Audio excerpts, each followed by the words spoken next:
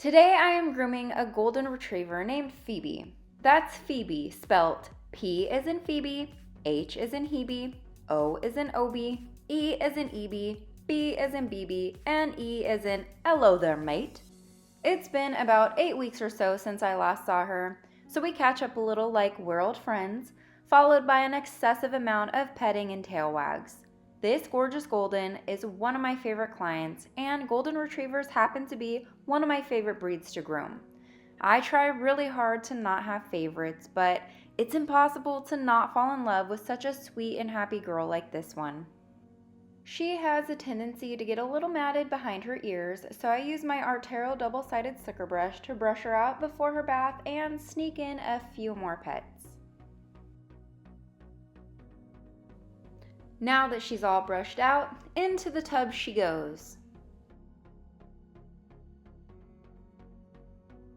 If you couldn't already tell from the giant smile on her face, bath time is her favorite part.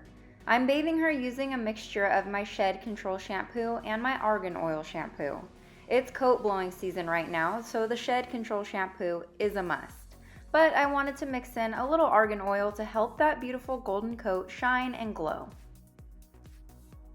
I use my Lick Safe Tear-Free Color Brightening Blueberry Face Scrub to give her a facial. Aside from their happy-go-lucky, go-with-the-flow demeanor, one of the reasons golden retrievers are my favorite dogs to groom is because they are one of the first breeds I ever owned and ever had the pleasure of grooming. The first dog I ever owned was a golden retriever mix named Dude. I got him when I was 8 years old, and he was my best bud.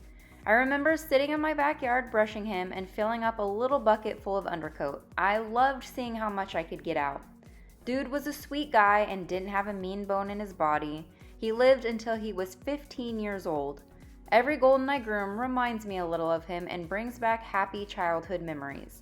I hope to own another golden one day. After I've bathed her, dried her, and sprayed her down with the stuff for dogs, I dry her with the high velocity dryer. This is usually the part most dogs dislike, but Phoebe is not fazed and continues to sport that $1,000,000 smile of hers. Now that she's dry, I brush her out again with my slicker brush to get out her loose undercoat and get rid of any tangles I may have caused with the dryer. Next, I trim out her paw pads, and fun fact, golden retrievers have webbed feet. They were originally bred to be gun dogs and meant to retrieve ducks. They are still sometimes used as hunting dogs, but most of the time they are just man's best friend. Her feet are very fuzzy, so I trim them with my shears to make them look neat and tidy. The long, silky coat of a golden retriever sometimes confuses people into thinking that they have hair and not fur, and that they can be shaved. However, golden retrievers are double-coated dogs and should never be shaved.